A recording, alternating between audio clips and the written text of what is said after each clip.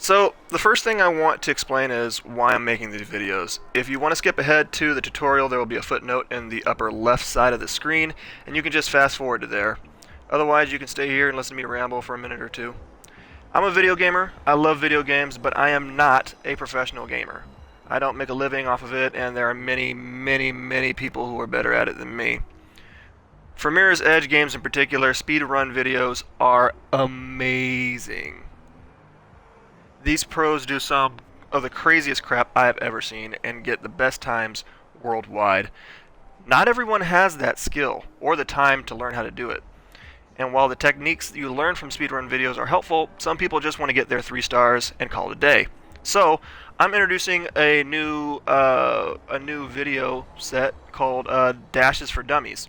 This is a series that'll show the analysis and breakdown for route running and the dash challenges of Mirror's Edge Catalyst, and showcase the route I personally ran to make the 3-star target time. If someone watching can pair my routes with other advanced techniques, I'm sure that they can get even better times.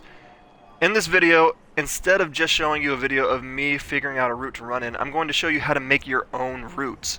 Some people like the challenge of figuring out how to run a dash themselves, and these tips are good basic rules to follow when doing it.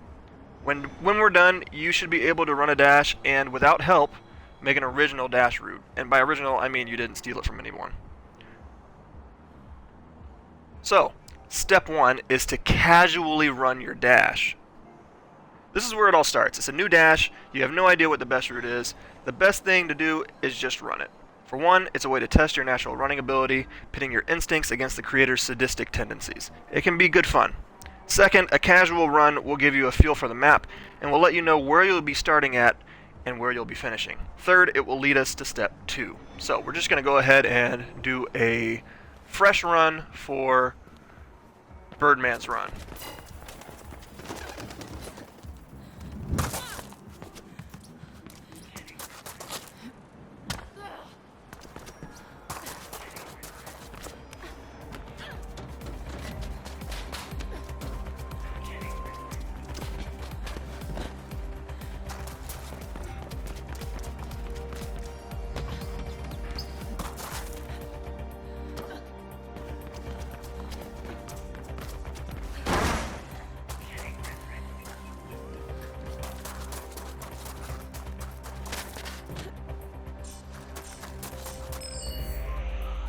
Boom!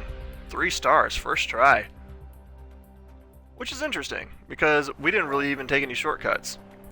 But this is an example video, so don't take that too seriously. Now, we've casually run the dash. We've finished step 1. Step 2 is reverse beat linking, or rebeating. The method behind this is actually pretty simple. After finishing a dash, a scorecard will pop up. By hitting the back button, the one with the little windows, or the options button. No, the share button for the PS4, sorry. Mirror's Edge will bring up a map with readouts of the leaderboards. And we have an example here. Blah. Boom. Leaderboards. In addition to this, the map will show you where the dash began and show your current position at the end of the dash. This bird's eye view is good for spitballing the best direction to go in. And you can see this is where the dash ends. Just be careful, because if you move the cursor, where the dash began actually disappears. Like that, see? So we're just going to put a waypoint here so that we don't forget. Boom. And there is where we ended up. So we started here, we ended here. Next, take a look at where your current position is on the map and memorize it. Okay, looks pretty simple. When you're done, back out from the map and restart the dash. Once you've restarted, bring up your map and place a waypoint at the area you were just at, your former current position. The waypoint should now be set at the end of the dash, and you can use your runner's vision to follow the most direct route. So, we are going to memorize where we are right now. Okay.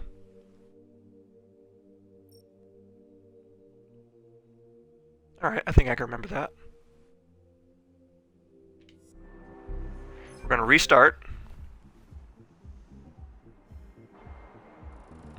We're going to bring up our map. And this is where we ended.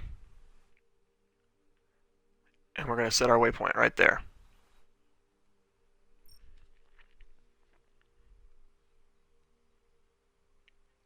The beat link is an amazing feature. It will show you the most direct computer-generated route to get from point A to point B, and updates that path based on your position in relation to the waypoint in real time. Coincidentally, getting from point A to point B the fastest is exactly what a dash is. I'm coining the term rebeat. I'm sure people have used this method before, but I didn't learn it from anyone, and I haven't heard a name for this process yet. Plus, rebeat is super catchy. Reverse beat linking, rebeating. This will not always show you the fastest route. It will only show you the most direct. A little human touch is still needed to make a dash route just right. A rebeat is just a good starting point for finding the most direct path. Also, keep in mind that if you restart the race, the waypoint you placed will disappear. You'll either need to memorize the route you're taking or replace your waypoint. So, now that we've placed our waypoint, let's go ahead and run it. We're going to be following our runner's vision this time to see where it takes us.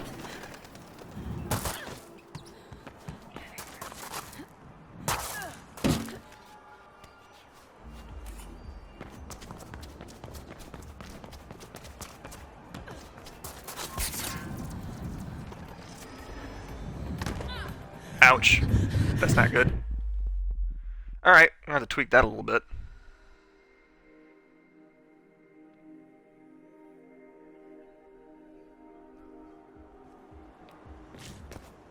Maybe run over this way. Hey, there we go.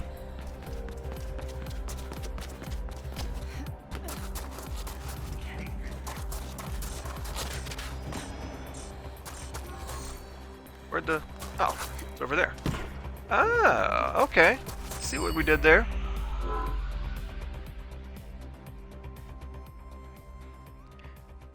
Alright, so you've run the route that you figured out with your beat link. Next step is backtracking. You run the route on your rebeat path until you get to the end, like we just did. Finish the race and close out of it. What? That's not going to work for us because we use teleport. Well, shoot. Anyways, if you actually physically went to the area where your dash started, this should work very well. You finish the race, bring up your map and place a waypoint at the beginning of the dash, which should be available on your map. Next, slowly trace your way back to the beginning of the dash, keeping your eyes open for alternate routes. Oftentimes there will be a left route and a right route. In more rare cases there may even be a middle route. And these routes can be chopped, swapped, and interchanged to form even faster routes. Some things to look out for on a backtrack are mag rope attachments. These will propel you at amazing speeds, much faster than running, and are key for finding the best route in many circumstances. Remember that the fastest way from point A to point B is a straight line. If you're making lots of left or right turns, you may be making your route a little too complicated. So we're going to go ahead and teleport back to Birdman's dash, Birdman's route.